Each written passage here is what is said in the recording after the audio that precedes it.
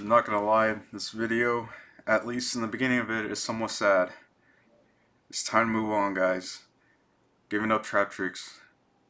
This was my list in 2022, last event. I'm not gonna go over every single card, because what's the point? Deck's dead. It's time to move on. Can't live in the past no more. Winning regionals, topping regionals with trap tricks. No more. It's time to move on. But I cannot give up my love for traps, because for those that follow this channel, I love traps. And now it's time to move on.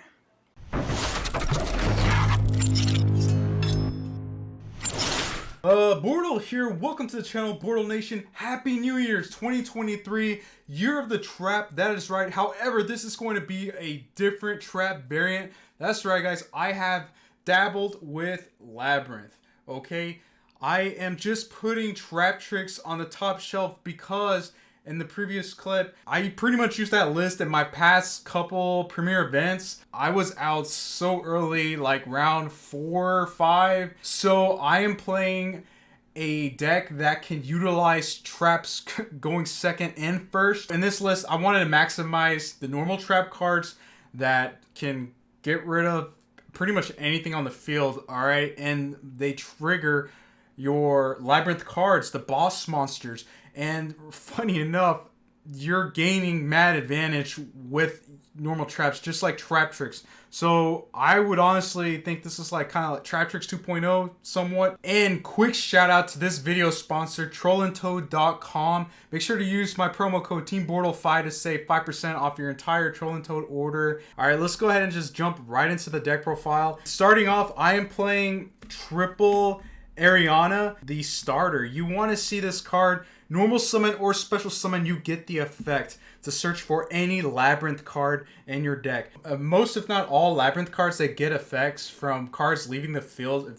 Buy a normal trap card, obviously, and you just plus from there. And I will go ahead and talk about its other buddy too, other 4. We're only playing one Ariane. Multiple lists I've seen, they cut this card out entirely. It allows you to XYZ up into the boss monster Divisor King, which we play, spoiler. And in the future, it's really good with Big Welcome Labrynth. Let's talk about our boss monsters. I am playing maximizing Lady Labrynth of Silver Castle. This card's really cool, and when Darkwing Blast came out, I actually tried this out in my Trap Tricks deck. It wasn't the best, guys. It was actually pretty bad because the only way to make it work is if you open this card and that variant, and that's pretty much it. But in this deck, oh man, you can search it so many ways. It's just ridiculous. By maximizing 3, you're probably going to open it, to be honest. So you get to set any normal trap from the deck. Lovely lit Labrynth of the Silver Castle. You'll only need the 1 copy because, funny enough, you can continuously summon these cards from your graveyard.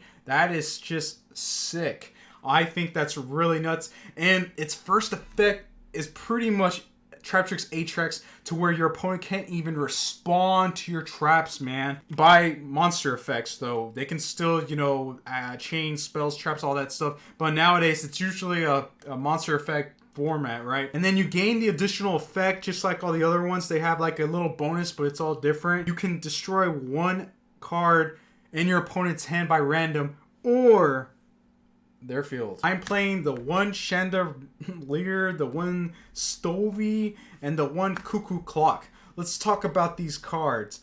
Alright, so these essentially do pretty much the same thing, and they're once per turn, so I was like, it makes sense to play 1 of each. So one of them gets to come back to your hand, the other one gets to special summon, so it's not that bad, especially if you want a Link climb. We are playing some Links, and guess what?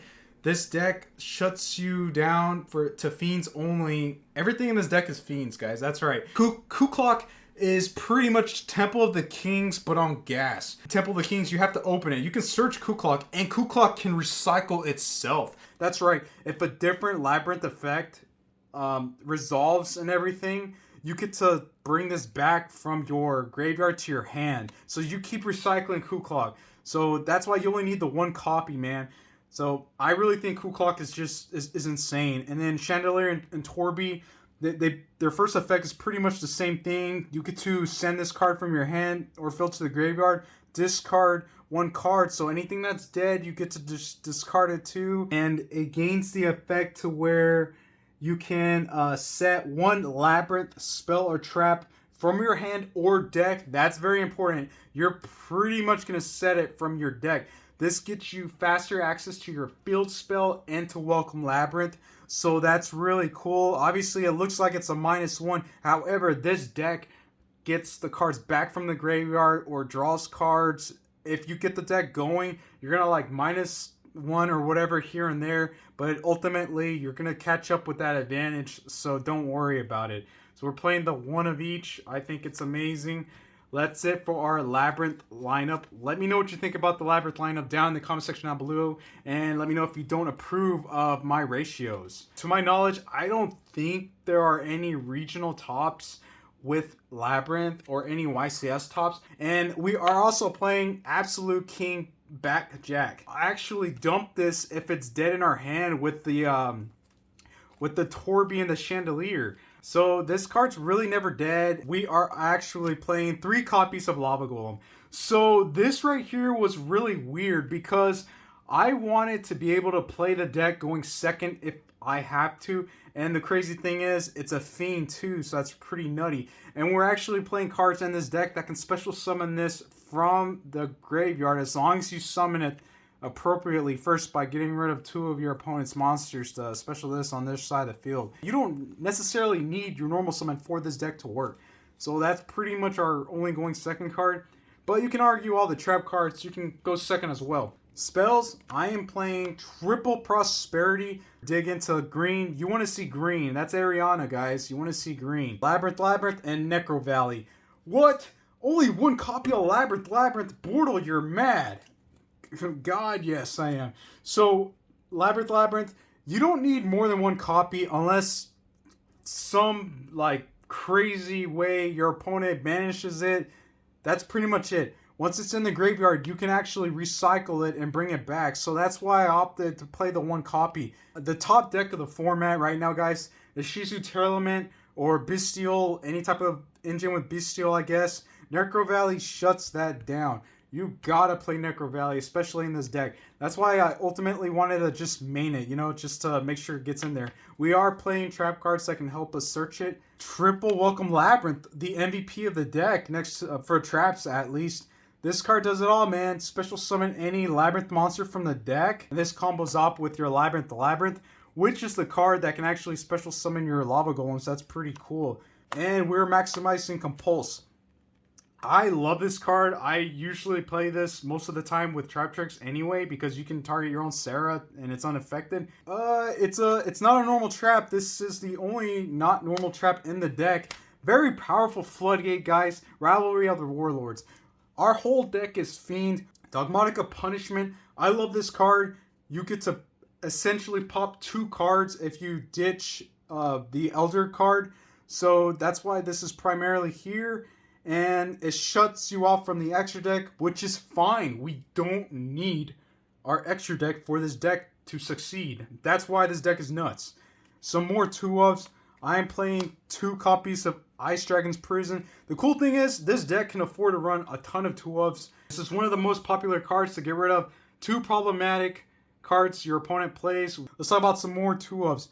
Terrors of the Overroot. It sends it to the graveyard, right? The one you target, but then it brings back, it sets the other one you target. So if it's a spell card, trap card, that's not so bad because we can pop it right away. If it's a monster, depends what it is. You're most likely going to pop it anyway, depending what type of Labrynth card you have. So that's pretty cool. And we are also playing Archfiend Ghastly Glitch. These 2 have requirements to activate, which is somewhat wonky, right? You have to have another card in your opponent's graveyard to do this one. This one, you have to control a Fiend. Guess what? The entire deck is Fiend. You're most likely going to have a Fiend monster to activate this card. So I think this is really cool. And why this card is ridiculous in this deck, you get to turbo out your King Blackjack. I am playing 1 copy of DDG. Originally, I was gonna focus on playing a bunch because you want to see this card, but guess what? You can search this card with Silver Castle. Next card is Metaverse. Same thing, you can search, you can set this card, so that's really overpowered. And last but not least, 40 card deck, Trap Trick. That explains my other 2-ofs. I almost played 2 copies of Metaverse. There really just wasn't any room. So again, this is just my explanation on why certain ones just work way too well together. Primarily wanted to explain the ratios on the monsters.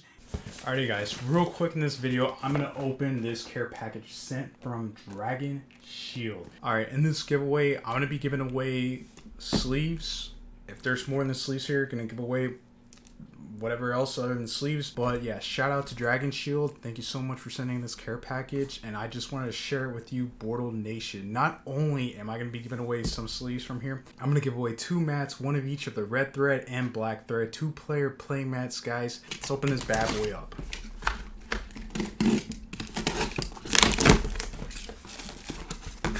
Whoa, geez, real quick, I was not expecting this, but there's more than just sleeves in here. We have a nest. What is this? I think it's a deck box. It says Nest 100. Yeah, it looks like it's a deck box, a sealed deck box, guys. That's pretty rad, to be honest. Oh, look, check that out. We have Perfect Fit. I think this is to like further protect your cards. You can see right there, it's the tuck and slip. And man, look at all these sleeves. We have a ton of sleeves. This is the one you want to play with. The previous thing I just showed you guys right here, this is what you want to probably store your collectibles. Look, no dust is going in there because it has that inner slip thing. Whoa, what is this? I've never seen this before. Tells you right there, it's a Life Ledger score pad. It feels amazing. It feels, I'm pretty sure this is how the deck box is gonna feel as well.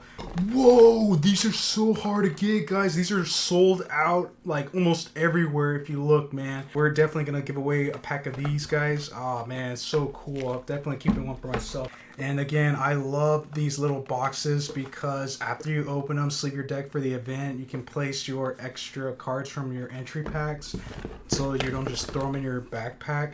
So yeah, again guys, get in on this giveaway. It's free. All you need to do is comment down below. Let me know your favorite Dragon Yu-Gi-Oh card. It can be any dragon in the game. No favors for Bortle Sword and Bortle Load. God, yes, those are my favorite. However, I want to know what your favorite is. We're going to pick it random in the comment section down below. Just go let me know your favorite dragon and like the video as well. Real quick, let's go over the extra deck, guys. And again, it's not perfect. However, this is my first attempt of this being really nice. So here are our Dogmatica Punishment targets, 2 Elders, and a Garura. I honestly think this is all you need, and you can send away Link monsters too, but this right here, it gets the job done. 2500 attack, that's really, really good. 1500 if you want to like draw a card, pop something tiny. I think these are it. I've seen a lot of lists play the Cyberdark 5000 thing, and I'm pretty sure it's just to pretty much nuke anything that's under 5000 attack. That's a wasted space in my opinion. And we're playing Dark and Muckraker Phoenix for our 2s. I think Dark is really cool. You get the Link Climb. Muckraker is pretty nifty if you want to protect something, contribute itself, I believe. And Nightmare Phoenix, pop back or if needed. And guess what? These 2 are fiends, and unfortunately that is a spellcaster, so make sure you know that. And we're playing Unicorn Fiend. Get rid of problematic cards, right? And our boss monster is Unchained Abomination. This has the chance to clear like 4 cards, maybe even more from your other stuff. But basically, if you attack something by battle and destroy it, you get to pop an additional card. At the end phase, pop a card. Something else pops a card, you get to pop a card. This card is on gas. Whoa. This card's crazy. And we're playing Underworld Goddess of the Closed World. I don't think you should be able to make this in this deck. However, you'll be surprised if there's something like problematic you can't get rid of. Let's talk about our XYZs. Dweller, this is still pretty decent, and it's going to be kind of rough to go into our 4s. However, that's why we're playing both pink and green to make it happen. or you can actually special summon, you know, multiple greens, right? Aguska, Evil Storm Excitonite. These two are fiends. That's really cool to notate. And we're playing Wave King Caesar. You're not really ever going to do this effect. However, it is mainly used to go into Divisor King Dos Machinex. So this card it's good and bad at the same time. The cool thing is it sucks your opponent's thing. It doesn't negate, but it sucks it up, and it creates the material underneath it to where you can do it again a following turn. So that's how it's like two times effect in this card if it remains on the field. And last but not least, I am playing Zeus. Overall, let me know what you think about this deck in the comment section down below. And this deck right here is only gonna get better with the debut of Welcome Big Labrynth next month, guys. So I cannot wait for that. That's going to be a really powerful card to make this deck even better. So again, guys, if I do well at the event this weekend, you're going to see a follow-up deck profile, you know, and I will show my side deck cards and stuff in that profile. Sorry I didn't show it in this one, just because, you know, side deck is pretty much the goo and allows you to maneuver around. So yeah, man, 40 card deck. Thank you so much, guys. Thank you for watching. If you're not part of Bortle Nation, subforbortle is that easy and it's free. Oh god, yes. Make sure to check out the description down below to support the channel if you like the channel. That's gonna be it. Bortle out.